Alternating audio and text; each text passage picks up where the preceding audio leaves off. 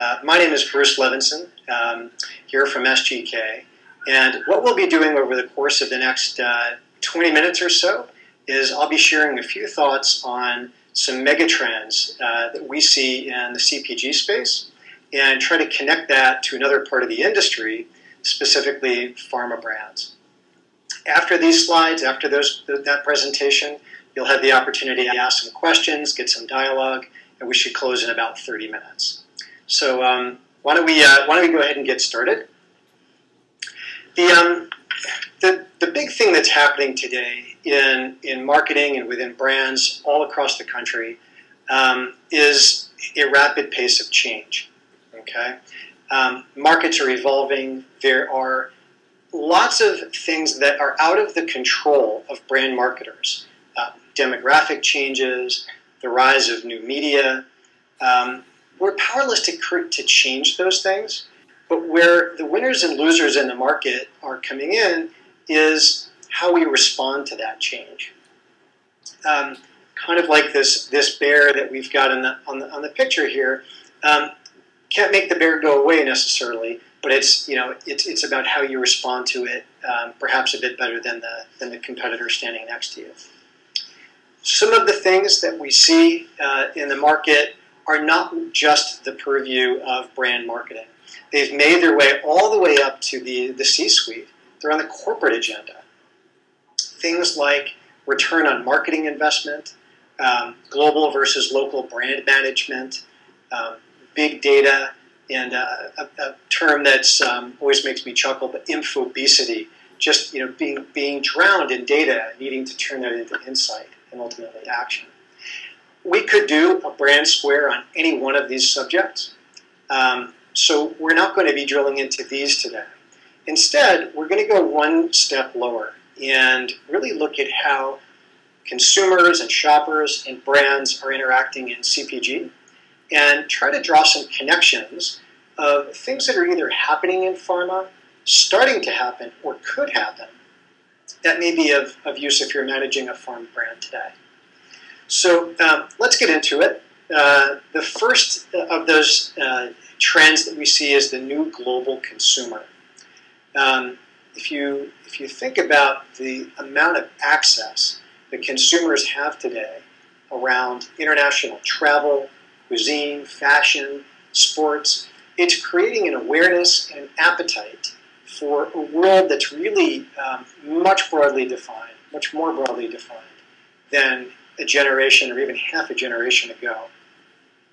Just to illustrate, you look at a brand like Campbell's, which for generations has sold a pretty wide array, but of standard offerings within the red and white soup cans, starting to introduce a pouch of golden lentil and Madras curry, right? Trying to attract the younger consumer who has maybe a slightly more sophisticated palate.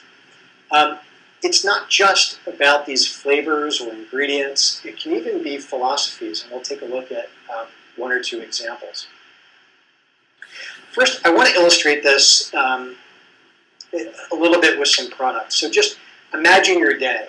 Okay, you're going to start with some dulce de leche cereal coming from Latin America, a cup of Ethiopian coffee. Perhaps for lunch you have some quinoa from the Andes, some sriracha-flavored potato chips, and wash it all down with coconut water coming from the Caribbean. Let's keep going. You end the day with a mango dragon fruit candle and an acai berry absolute cocktail, or mojito, coming from Brazil. It's a bit of a silly kind of journey, but it's actually not that different from many people's experience. And the question is, what do all these things really mean? Brands chasing these trends, looking for the latest flavor, the latest ingredient, to bring something new to a consumer that has this interest in what's next. When you think about pharma brands and you look at consumers or patients challenging accepted norms, we start to look at Eastern medicine, traditional Chinese medicine, forms of homeopathic or alternative medicine. As a personal aside, my sister-in-law is getting a degree in in acupuncture. And it's amazing to hear her description of the classes. I mean, there's a lot of people taking these classes. There's a lot of interest, not just in Eastern philosophies, but complementary medicine. This field is booming, and it's growing, and it's happening. It's coming in from the fringe. So it's all part of this kind of challenging of norms and trying to find a newer way, even if many of these are, traditions that go back thousands of years. We're going to keep going, keep us on track. The flip side to some of this, kind of like new ingredients, is an aspect around authenticity. Authenticity is kind of a horrible word in marketing because it's really overused. It's like in 80% of creative briefs. But what I mean by it, what I'm trying to convey, is a narrative or storytelling that a brand can distinctly tell. It's not easily copied. Something about their heritage, something about where they've come from, an ingredient perhaps, that really it doesn't change by the whims or the fancies of the latest ingredient. Just to contrast with Asahi-flavored vodka, Jack Daniel's provides, I think, maybe a good contrast. So you see a campaign or a hero image here with Frank Sinatra. Frank Sinatra used to drink Jack Daniel's. Here's a photograph. It is impossible for Absolute to tell this story. And there's something which is lasting and again, it forges a connection and some sort of authenticity around this brand to stay true to something which is classic, which is something that has this kind of heritage. There's lots of brands that fit this, whether it's Mrs. Meyer's and their Midwest garden sensibility or sensitivity with flavors like apple and basil, cinnamon. There's not going to be an Asahi-flavored Mrs. Meyer's, I would imagine. And what's interesting is this kind of lack of fad is almost a fad unto itself. To create something which is truly genuine, truly authentic, and kind of a little more real. The story of Altoids is an old one, but again, the curiously celebrated mints in that metal tin is something that's really powerful about that. Not just as a visual on the shelf with meaningfully differentiated packaging, but something that really tells a story about this old brand. Thinking a little bit more granular, if you go outside in lunchtime in America's cities, you see food trucks. So what's that about? Well, it's about a lot of things. In some cases, it's about getting a good deal. But more often, it's about having an experience which is unique, having an experience which is, you don't feel like you're being marketed to by a large company. You're feeling like you're buying something that's real, that's created with a person's hands right in front of you. And there's a certain authenticity about that experience. You see it in different places. Trying to connect this one to pharma brands, I landed on protecting the reputation of the brand. And the way that that we see this happening is really around counterfeiting. The pharma sector is massively targeted for counterfeits. I read that there was an estimate around $75 billion in counterfeit products within pharma, which is a huge number. So packaging plays a huge role in reinforcing that a brand is authentic. So there's new technology, whether it's these covert features, these like very, very tiny features that you see, holographic images, special inks, scratch and reveal, things that are coming from the gaming industry, from those companies that legitimately print money. You're starting to see come into pharma to really drive that. This is a real and a safe product for those who know these features are there. We're going to keep it moving. We're going to talk about sustainability. Again, often driven by millennials, but not exclusively their cause. Sustainability is not just about saving the planet. I'm not going to talk about global warming, but I am going to talk about naturalness and safety in being responsible. It can start with materials. using less plastic, using different materials that are sourced from plant derivatives, which not just have an environmental benefit, but also have a halo over the brand itself. All Small and Mighty, which uses a lot less plastic because they've taken out water, right, by being more concentrated. They also took a handle out of the bottle, which involves a lot of plastic. So it's kind of a win-win for the environment and the consumer as well. Looking at the supply chain, you look at the way that products are trucked, the way that energy is generated, the cleaner, greener freezer, which always takes me a bit of time to say that just right, for Ben & Jerry's, which is linked very closely with environmental causes, a very visible way to drive that message and drive that branding as well. Responsible sources of palm oil, RSPO, or fair trade ingredients. You start to see these badges and emblems appearing on products. This slide may be a little small for you to read on your screen, but it shows different categories, primarily within OTC, and within the American brands, just the ranking of some of the different claims that you see on this product, where you see things like no additives, no preservatives, perhaps gluten-free, ethical, environmentally friendly, no allergens or herbal. More and more, there's a growing usage of claims like this to support purity, safety, and either a perception of naturalness or truly natural products. Going one step further, pharma brands are increasingly using blow, fill, seal technology, and this has a lot of benefits. I mean, one is just from a supply chain efficiency, not having to purchase and stock all kinds of containers. But more to the point, that you don't need to have as high stringent requirements for sterilization. In fact, when these are unit dose products, you don't need preservatives, right? The product is not being exposed to air or bacteria. People's fingers aren't going into it. It's a safer way to package a product in that sense. So that's a way that pharma brands are doing that and enabling the claims on the back end, preservative-free, perhaps more natural. So moving on a bit further, the specialization of everything, and this is really about portfolio management.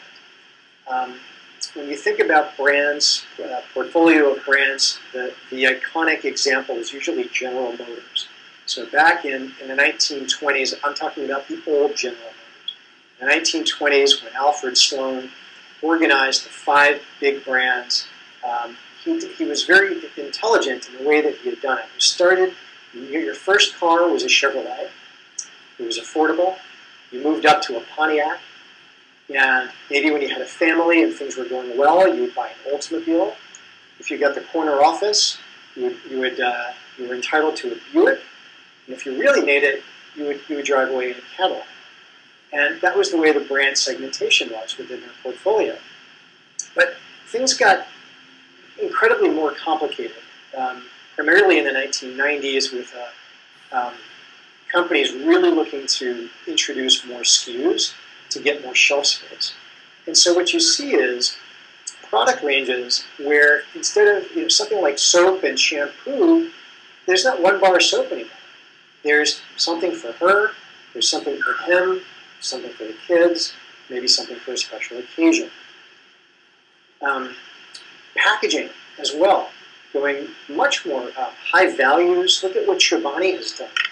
Not just the flavor and consistency of the product, but the beautiful photography and these flow-wrapped containers that really elevate the expectations of what that thing is going to taste like. Mio, another great example. I mean, these products are beautifully designed, these organic shapes. It looks like something that perhaps could come from Samsung or Apple. It doesn't look like sugar water. Rethinking the beer bottle as well. Yeah, I think I'll just go back to one, which is the over-engineering of products. 6-blade razors, or clinical strength deodorant, clinical strength. Doritos, which are bigger, bolder, thicker, they're jacked. Really coming out with products which are highly specialized, perhaps even over-engineered. So thinking a bit about pharma, one of the things that we've seen is compound customized medicine. Still a bit on the fringe, but the practice is widely recognized as medically necessary for those who are taking other medicines, and there could be contraindications. It could be based on specific patients' needs, not just a formulation which is meant to cover most people. And that's something that is likely to continue, that form of specialization. Moving on to number 5 is consumer proactivity. And this is really about consumers seeking information, or in some cases getting a nudge to then go and do something. Be more proactive in planning their family, their finances, beauty, and health is obviously a big part of this. You'll all be familiar with this little gecko. For many, many years, he's been the symbol of Geico in telling us to spend 15 minutes, right, to save 15% on car insurance. What makes that work isn't just that you can save 15%. It's actually the call to action. It's a 15-minute phone call, right? Now in the age of digital, they've changed it to 15 minutes. But it's that call to action that gets people to do something. You see it walking down the aisle of a grocery store. Product sticking out going, hey, I'm a healthy choice. Look at me. Product on the other side of the aisle, I'm way better. Really trying to capture the attention of consumers and get them to do something different. Gatorade, regimen building with a product that's before you exercise, which is to prime, then obviously thirst quenching during the exercise and eventually recover after the exercise. And my favorite example is Zycam. I say it's my favorite example because I think they've done an incredible job from both a consumer perspective, but also retail execution. So the specific aspect I want to call attention to here is the pre-cold. Yeah, they invented the pre-cold. So instead of just taking medicine after you're sick to get better, here is a proactive thing you can do so you don't get sick. But it goes further. Zycam is a relatively small brand, a homeopathic brand, coming in, trying to elbow onto the shelf next to some of the big names, is going to have a hard time getting an end cap during cold season, right?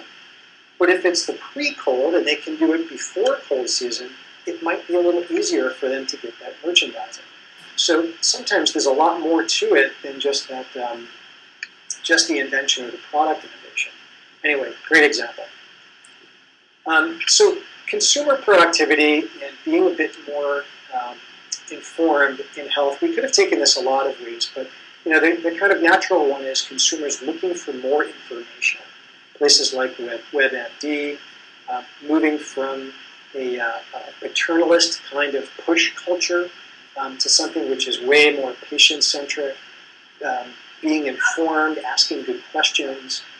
And pharmaceutical companies, they need to understand those patients' needs, how they're processing information, the questions that they're posing.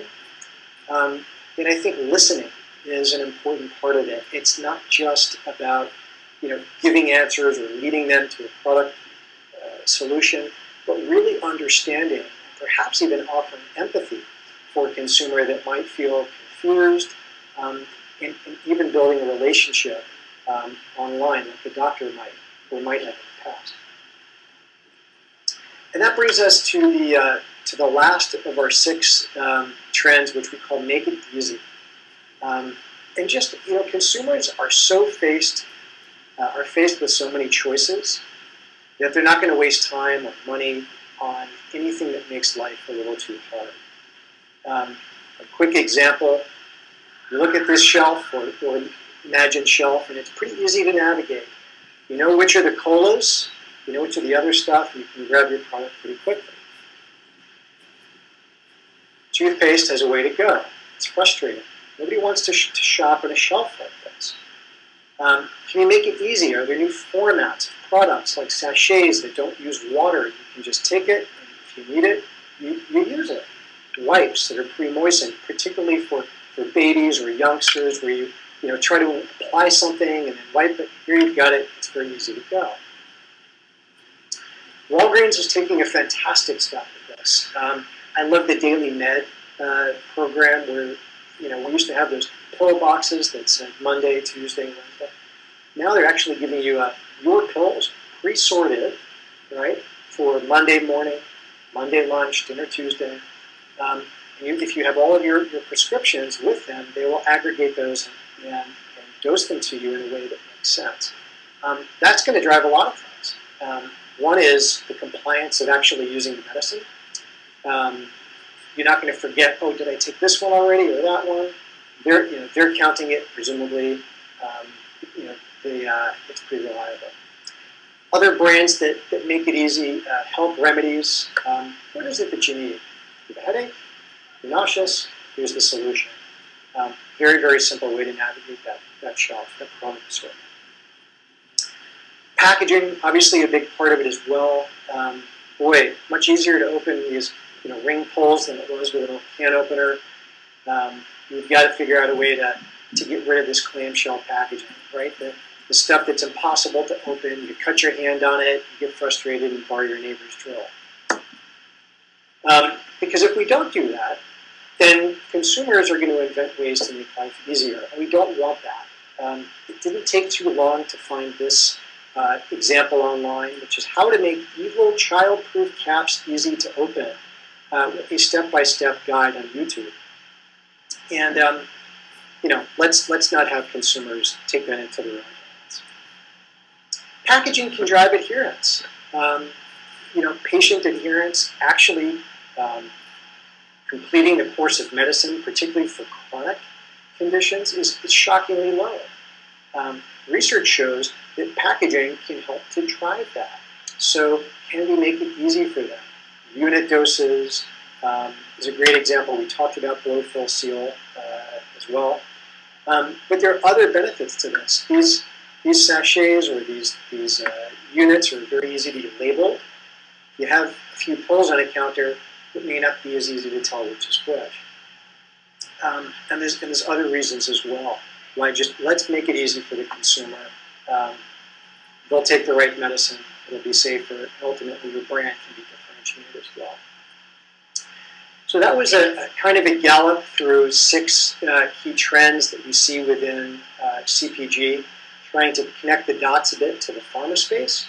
And hopefully you found that interesting. Hopefully it raised some questions for you. What I'd like to do now is entertain some of those questions and see what's on your mind. And I see you can text a question. I see the first one's just come up. And you may be able to read this, but in case you can't, it says, I completely agree that consumer self-driven medical education is gaining in popularity. What is the right way for brands to participate in this dynamic? Should we advertise or educate consumers? Yeah, it's a really good question, Jennifer. Thanks for asking. First of all, it's a fantastic time to be managing a health and wellness brand. As we've seen, consumers are more engaged, they're interested. This is a great time to have a dialogue with them. And it's not just really sick patients. I recently upgraded my iPhone to iOS 8, I think it is, and this health app appears. Now, there's a lot of health apps, but for Apple to have invested this and built it into their operating system, it just shows how mainstream health is on everyone's agenda.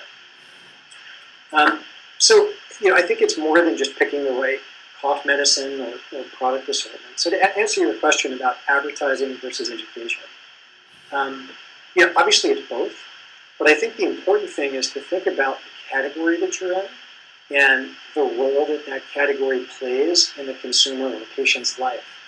So, it may be a nagging cough could be more of a problem solution, and having that having that advertising at the right point, point of cough, and really feeling bad could be very important.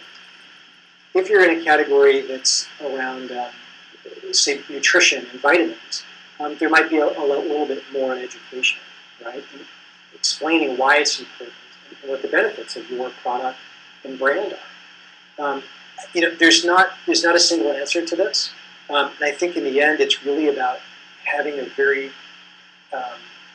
strong point of view and maybe even empathy with your consumer, listening to what's important, as well as then delivering an advertising or marketing message at the right point. So thanks for the question, Jennifer. I see another question come through from Courtney. Thank you, Courtney. I'm particularly interested in your point on Eastern medicine and complementary medicine, which we see rapidly growing. Can you offer some suggestions for OTC pharma brands looking to tap into this trend? Yeah, no, it's huge, and it's probably there's a sea change going on in the way that consumers are rethinking the role of medicine in their lives. Some of those are positive influences, new brands, a new willingness and openness, and some of them are, quite frankly, high-profile product recalls and things that have gotten them to rethink some of the brands that have been within their medicine cabinet for a long time. So, I would study maybe the reason that some of the alternative medicines are growing. Some of it could be demographic. A fast-growing Asian population in this country is certainly contributing to it. Economic. You've got products like herbal or homeopathic remedies. You don't need a prescription, which means you don't have to see a doctor. So those people without medical insurance or with limited means may want to bypass that step and go directly to the solution instead of the advice. Right or wrong, that may be one of the things that's happening. But I think the biggest thing is probably around safety, perceived safety, and fewer side effects. So anyway, my advice to you would be to think really about the categories that you're in and some of those dynamics that may be important, the reasons that they're growing, and try to offer those benefits. Okay? I would not take the more cynical approach and throw in a few grams of peppermint oil or something, because I think ultimately consumers will see through that. It's really about the benefit, not about the ingredient. Okay? Yeah, I see a question from Tom coming in. Do I see any pharma brands taking the lead in what consumers do with expired meds and products that are now being flushed and tossed, including our water supply, completing the purchase, consumption, disposal cycle? It's a great question, Tom. And that's an important question around safety, right? There are unfinished medicine. If it sits around in a closet, if it sits in a medicine cabinet for too long, it can either be mistaken as a product or a medicine that should be taken. It can be found by somebody that shouldn't be taking it. Or somebody might think it's okay to take it even if it's expired and it's this kind of, you're not quite sure how effective it is. So it's a really big issue. I think one of the things we've seen is in the labeling, okay, of those single-use sachets.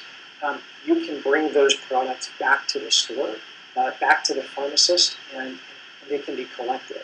I think as an industry, there's a lot more that needs to be done around safety. It's a great question, and would certainly be interested in hearing what leading companies are doing in this space.